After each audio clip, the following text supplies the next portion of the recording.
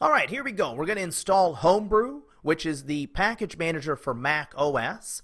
And I want you to come to this screen right here, this link, and also go ahead and get your terminal open. We're going to be using your terminal to do this. And for the shortcut keys, I want to mention for Mac at least, you can hit Command Space. That'll bring up your Spotlight search. And then you'll search for the terminal that you installed, for example, Hyper or iTerm2. Go ahead and get that opened up and pause the video, get that started, and then come on back.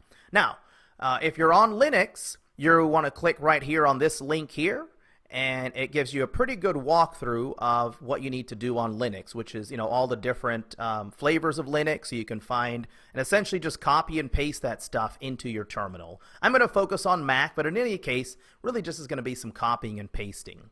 So if you're on Mac, just grab all of this right here and just copy it and paste that into your terminal. So you can just do Command V, and then you go ahead and hit Enter, and it'll go ahead and do its magic. You can accept any defaults for anything. You can pretty much just press Enter and just follow it through, and it should install everything pretty seamlessly. I'm not going to press Enter because I already have all of this installed.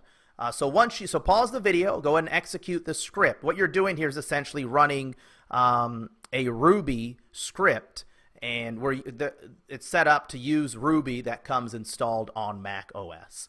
So anyway, that's beyond our scope. Essentially, copy and paste it and run it. That's really all you need to do. And if you're on Linux, click here and do the same. All right, so pause the video and get that done.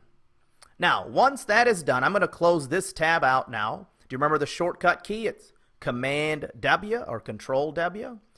And we are going to come to this link now, and we're going to, again, following Mac OS, and you can scroll down for the different Linux stuff. We are going to install zsh.